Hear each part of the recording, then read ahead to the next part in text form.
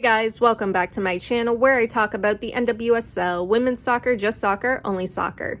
In this video/podcast, I'm going to be discussing the Olympic group stage match between Germany's women's national team and Australia's women's national team. Alright, so Germany is in Group B with Australia, the US, and Zambia. While many people are expecting the US and Germany to make it out of the group stage, this is not set in stone. This group is very challenging, and any four of these teams could move on to the knockout stages. So leading up to the Olympics, Germany played Iceland and Austria, two teams in the Euro qualification group. The DFB Frauen would come away with a 3-0 loss to Iceland and a 4-0 win against Austria. While Germany's performance against Iceland was disappointing, the team's performance against Austria was much better. Much like their match against Iceland, Germany maintained control and possession and got their attack forward. However, this time around, Germany was able to score. Unfortunately, the DFB Frauen would be dealt a crushing blow when Lena Oberdorf went down with a knee injury in the match against Austria and had to be helped off the field. It was announced that Obi had suffered a cruciate and medial ligament injury and will miss the Olympics and a part of Bayern Munich's season. She has since undergone surgery and is currently recovering. Obi is a crucial part of Germany's midfield, and the challenge for Germany in these upcoming Olympic Games is going to involve controlling the midfield as much as possible. Granted, Germany still has players like Janina Minga, who performed well against Austria alongside Obi, Soke Nuskin, and Alexandra Popp, who can also play as a defensive midfielder.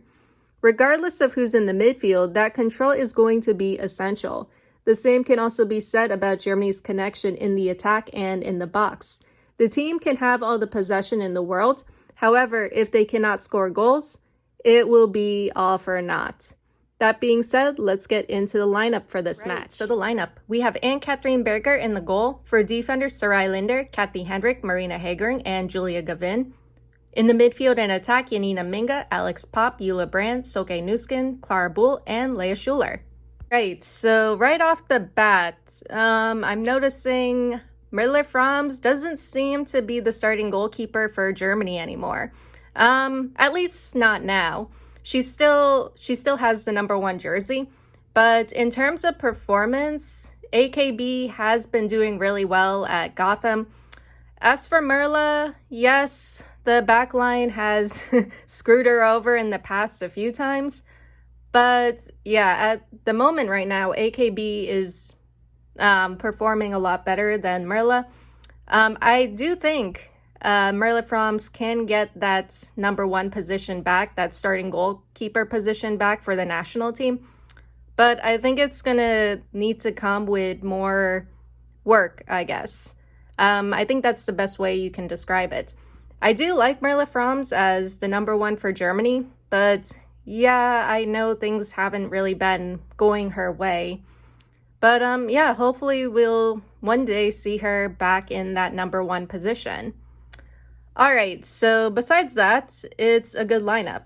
It's likely Popp could be playing as a defensive midfielder. It has been discussed leading up to the Olympics. On the other hand, Nuskin can also play in that defensive midfielder position, and Popp could get forward in the attack. It could go either way. But as mentioned earlier, it does not matter who's playing as a defensive midfielder, whether it be Popp, Minga, or Nuskin.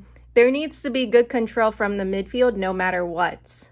There is plenty of attacking potential with Brand, Bull, and Schuler, as long as Germany can get forward, as long as there's good connection and consistency in the attack. The DFB Frauen should hopefully do well in this match. I think this game could go either way. That being said, let's get into the first half. So the first half. Unfortunately, I planned on doing a full play-by-play for the Germany-Australia game, but due to the time scheduling of these games, which is atrocious, I'm just going to do a regular first half review and then a second half / closing notes review. Alright, so the first half, Germany 1-0. Goal scorers for Germany, Hagering. So Hagering was able to connect with a corner kick and score the first goal. So I thought it was an alright first half. There was good control from Germany in the midfield, with the midfield and back line doing well to shut down Australia's attack and recover possession. Going into the second half, Germany needs to maintain control and possession, as Australia is likely to up their intensity and pressure. The German attack has been able to get forward, with Brand doing well moving the ball up the field.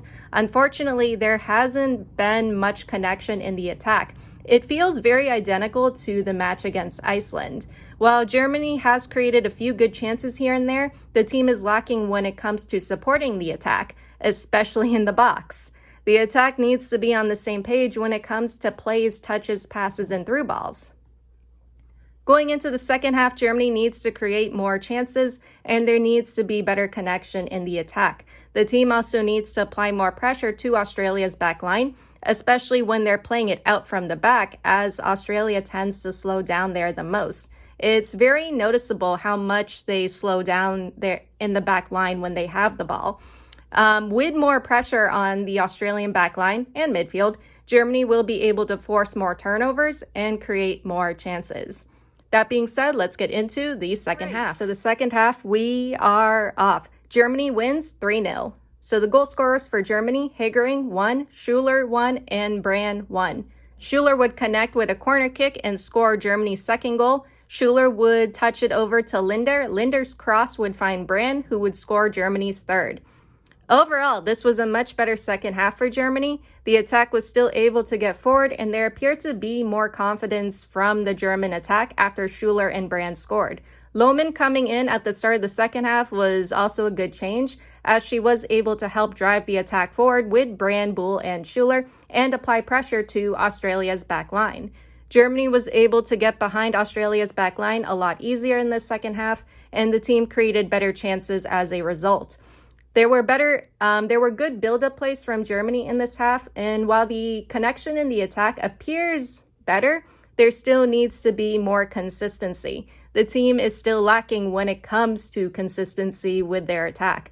Overall, though, this was a good performance from Germany, with the team growing and getting more adjusted in the second half. That being said, I'm sorry if this was short. My next game review for Germany will be longer, considering that they are going to be playing against the U.S. women's national team.